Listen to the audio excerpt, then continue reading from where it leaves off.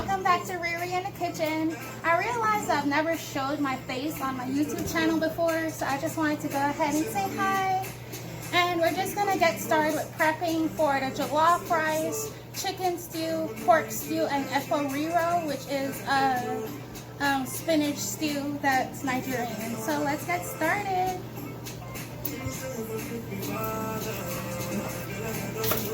Just cutting up a red onion here. In the back of me, I have my chicken frying. I'm starting to fry off the meat. I'm frying all of the meat naked just because it's going to be cooked in a lot of flavor in the oven. So it will be perfectly fine. And this is how most Africans cook anyways. Let me go turn that.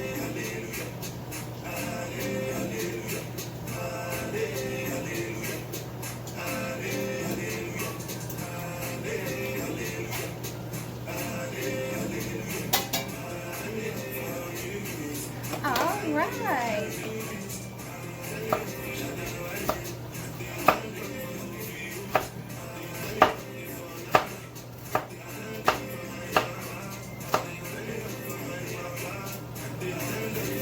To make my Nigerian stew kind of chunky just because I love seeing all the little specks of color in my food. So I'll be doing mine a little bit different than a typical Nigerian way.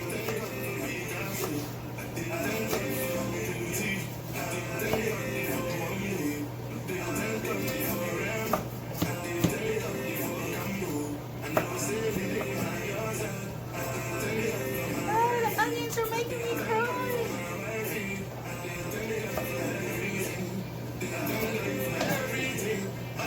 I should have rang these under hot water first, but I've been rushing, so.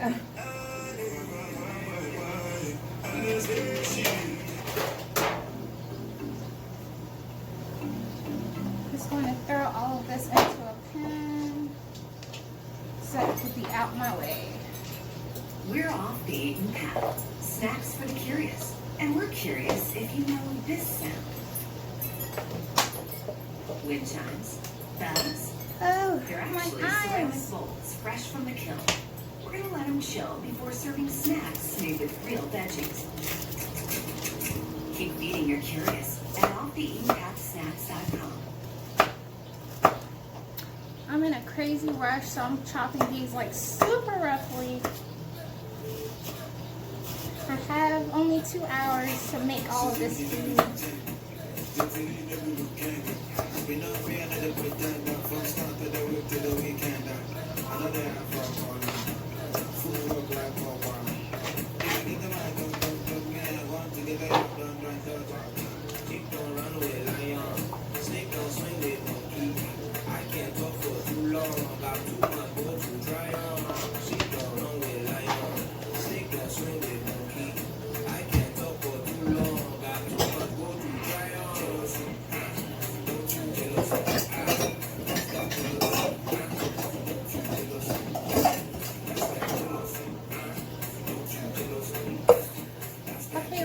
Quickly, before I go off camera, I just wanted to show you all how I prep my stew for the blender.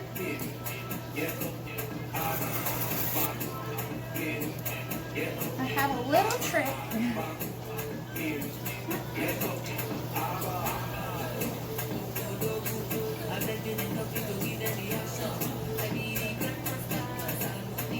So my trick is to basically put all of the ingredients that have a higher liquid content closest to the blade of the blender, just so that it could pretty much produce its own liquid so you don't have to add water. When you add water, it like really adds a bit of cooking time because you have to cook out all of the liquids from the stew. And this just makes it a bit easier. I'm just roughly chopping these since it's going in the blender anyways, just to make it a little bit quicker. This is a red bell pepper. As you can hear, I'm listening to African music. I always do when I cook. I am not African, I'm not Nigerian. I am Belizean, but I really appreciate African culture a lot when it comes to food and music, because they just like are super bold with everything. The flavors in their cooking is like super awesome. Okay, so that's one bell pepper that we have in our little magic bullet thingy here. Next, I have habaneros fresh from my mom's garden. Well, not fresh since they were in a freezer, but you get the point. And because they were in a freezer, they do lose a little bit of the spicy aspect. So I'm using a little bit more than I typically would.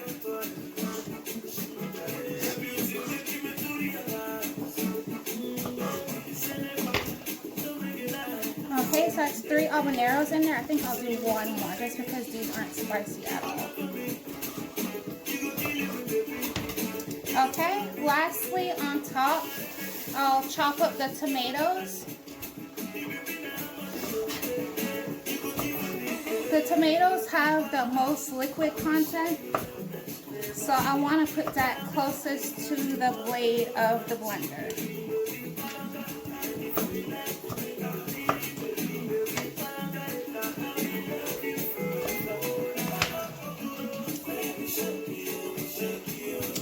Okay, and then lastly, I'll put in some garlic cloves. Sorry, y'all, I'm moving at the speed of lightning right now.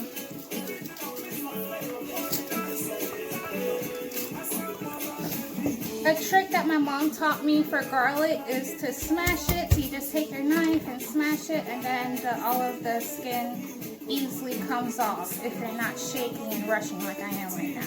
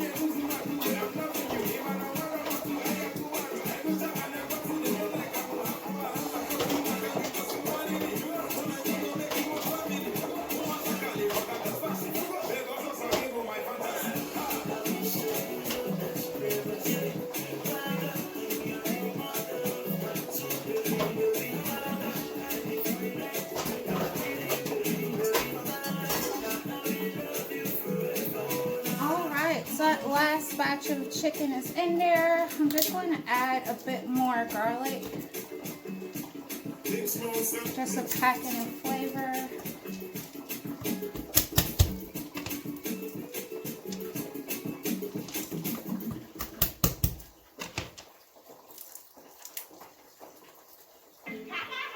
Okay, then we're going to go on with the lid. Again, if you have a blender where the blade is on the bottom, you want to do tomatoes and garlic first, and then add the bell peppers, just so that you don't have to add any liquid to this.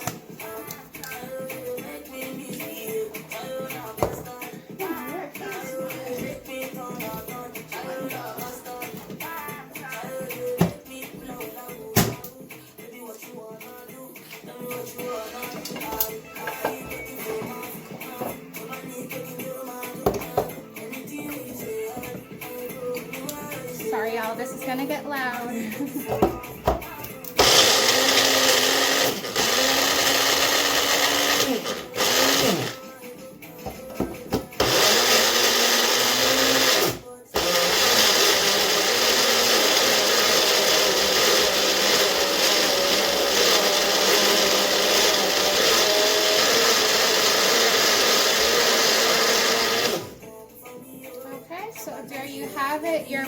did bell pepper, tomato, habanero, and garlic.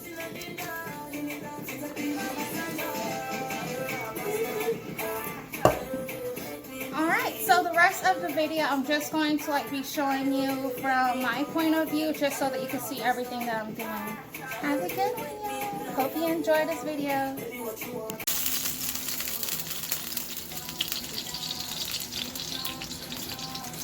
Okay, y'all, so this is red palm oil, which is what a lot of Nigerians cook with. It adds a certain type of flavor to the dish.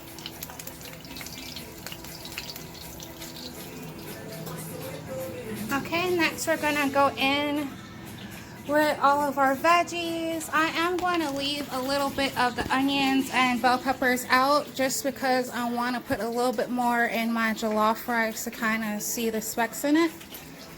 But let's go ahead and get started.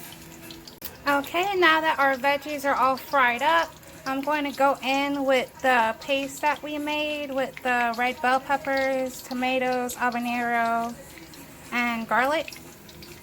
In here I just have a little bit more red palm oil as well as some vegetable oil just to cut it a little bit. Just to warn you, if your habanero peppers are strong, you'll have to open a door or a window or something because it could get pretty smoky and your eyes could get all watery because of the strong spices. But you just want to fry this up for about 5 to 10 minutes or so just to develop some color and bring out all of those awesome flavors. Okay, while our Nigerian stew base is frying up, I am going to go in with some Suya seasoning. This is my secret for making African food. Typically this is just a pepper powder that they just pretty much dip cooked meat in, and you eat it like that. But I like to cook with it because it adds super bomb flavor. So I'm just adding a bit in there. Sorry for all the smoke and stuff. Next I'm gonna go in with some curry powder.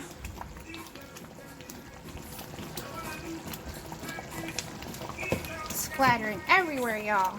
Some ground ginger. Whew, my hoodie is gonna be stained, child. And some thyme. A bunch of thyme, actually. Then we're gonna go in with our chicken bouillon, and then we're gonna bring this all together, add the veggies back in, and that'll be our base. Okay, so I did forget to mention that, it's splattering everywhere, that you have to add some crushed tomatoes. Well, you don't have to because I just didn't use that many tomatoes, so I'm kind of shortcutting the process. And that's just a big tin of crushed tomatoes. Again, we have lots of veggies that are going in here, like the other onions, bell peppers, and all that, so it will be all absorbed in this sauce. Just an update, I did add some bay leaves, some onion powder, some garlic powder, and some more thyme. So we're just gonna get that cooking.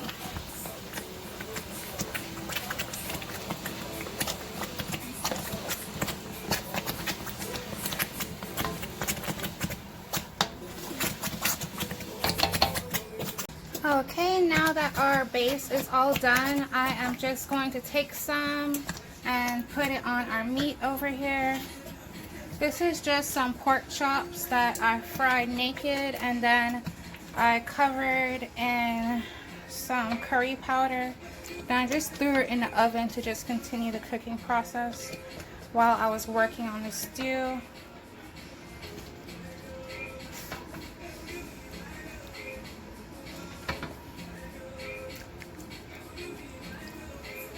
Just want to make sure that all of them are covered essentially.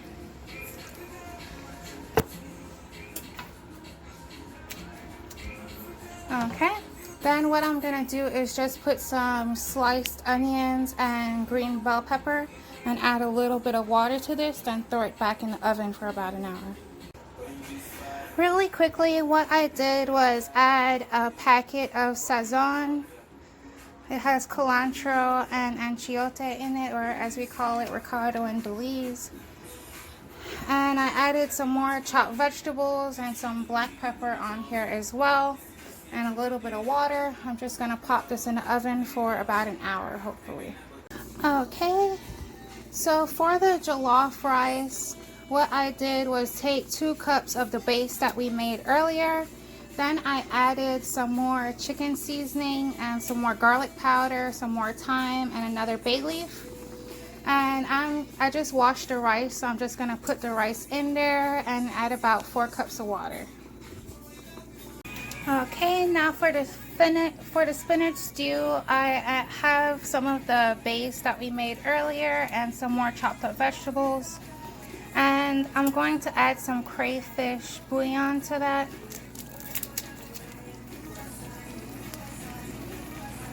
Just kind of break it up in there.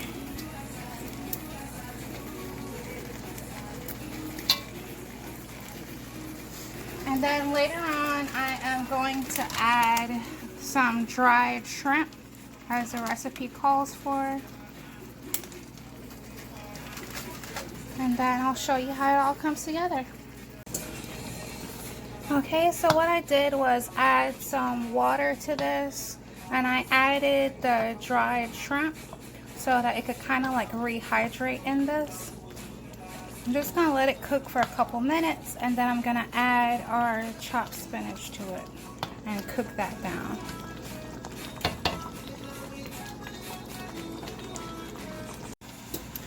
This is the finished product of our riro. It's a spinach stew with dried shrimp in it. Again, all I did was take the Nigerian stew base, add some more chopped up vegetables, added the dried shrimp as well as the crayfish powder, and I threw in some frozen spinach.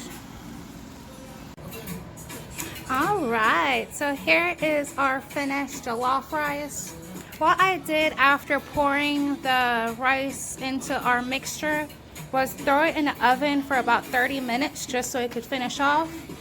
I just do this because I don't like that that bottom of the pan burnt taste, so that's why I throw it in the oven for the last bit of it so it doesn't burn. And then I have my plates that I'm packing up to take to my customers.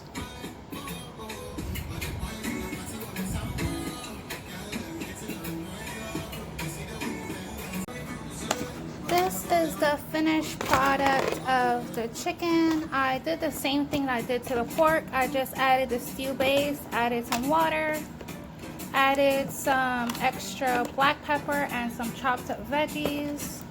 And there you have it.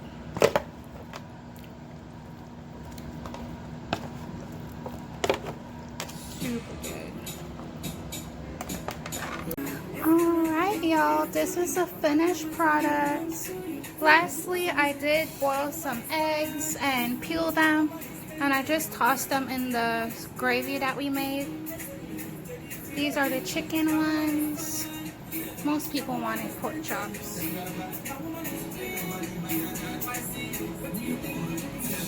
I was super generous and gave everyone 3 pork chops, so they'll have lots of food.